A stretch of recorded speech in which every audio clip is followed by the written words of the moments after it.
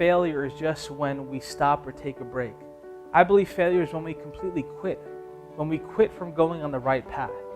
We can fall and falter, but we can get back up again. The Bible talks about the righteous get back up again. And this is what we do. There's so many times where we falter and flounder, but we get back up. And the thing is that when we get back up, we have to realize that there is another area of strength or another energy source that we need to be tapping into. We look at Paul in the Bible, and he wrote something in Romans chapter 7, verse 15 through 18. I want to take a moment to read it because I think this is something that relates to all of us. He said, "For what I am doing, I do not understand. For what I will to do, that I do not practice. But what I hate, that I do. If then I do what I will not to do, I agree with the law," or all these commandments, that it is good. "But now it is no longer I who do it, but sin that dwells in me. For I know that in me, that is, in my flesh, nothing good dwells. For to will is present within me, but how to perform what is good I do not find." And here you see this frustration of Paul, where he's saying, look, I want to do what's right on the inside, but all these outside obstacles where I'm trying to fix this and trying to do that, and then I get tired, and then I need help here, and then I'm looking for comfort here. Paul's saying, look, I understand the struggle. My flesh wants to do what's wrong. These earth suits. Think about it for a second. You're here on this earth. If you go into the moon, you're going to need to wear an astronaut suit to go on the moon. And so when you see in the Bible the word flesh, think of it like, yes, your skin. Think of it like your earth suit. We have an earth suit. When we die, we're going to be out of this earth suit that we're in. This earth suit stays in the ground, right? And so this flesh, it says, man, this flesh wants to do what's wrong. It gravitates.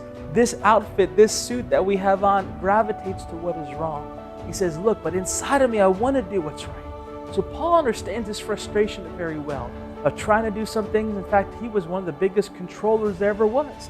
Before he became a Christian, he tried to control the narrative, tried to control the way things were at, and he found that he was actually going against God himself, where Jesus confronted him, saying, "Why are you kicking against the goads?" Essentially, he was saying, "Why are you kicking against me?"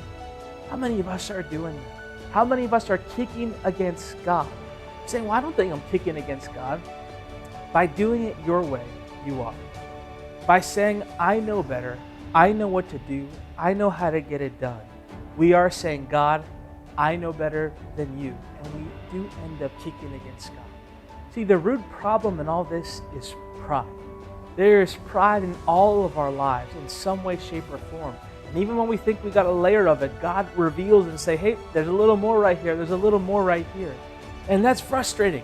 That's frustrating when we think we got a handle, but then there's more and more and more. But that's the root cause to many of these issues that we're finding and talking about, to many of the hurts, when we're feeling, I can do it with what's in my hand. I can figure it out. I can take care of it.